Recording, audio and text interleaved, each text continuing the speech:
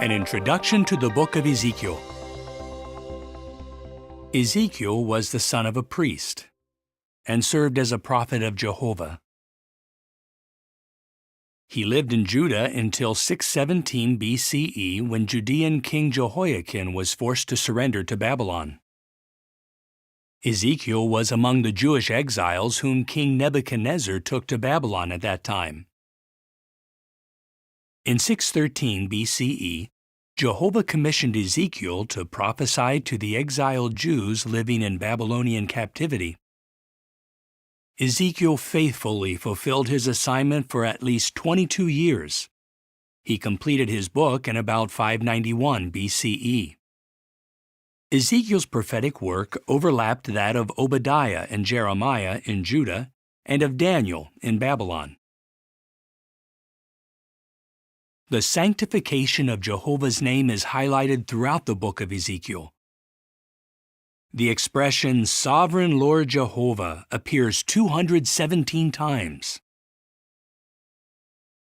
The book of Ezekiel has 48 chapters. In chapters 1 to 3, we read about the awe-inspiring visions Ezekiel sees by the river Kibar. During an intense windstorm, Ezekiel beholds 4 magnificent living creatures, or cherubs. Each one has 4 faces, that of a man, a lion, a bull, and an eagle.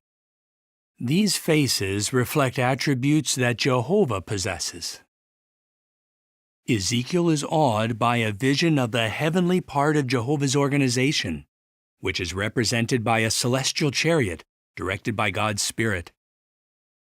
Chapters 4 to 24 contain Jehovah's judgment against Jerusalem and her rebellious, idolatrous people. Ezekiel often communicated Jehovah's prophecies by means of symbolic actions.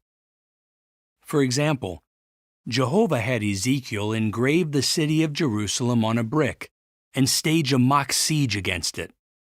As a sign of the coming siege, he lay on his side for 430 days.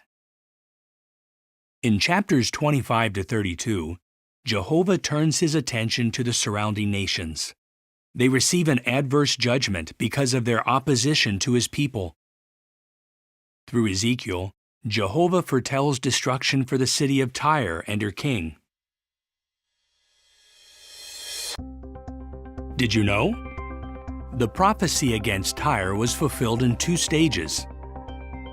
Years after Nebuchadnezzar devastated the mainland city, Alexander the Great completed the destruction by building a causeway to the island city of Tyre, using the rubble remaining from Nebuchadnezzar's conquest.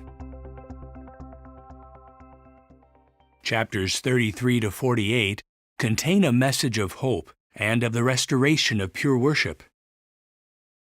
In chapters 40 to 48, we read of Jehovah giving Ezekiel a vision of a temple.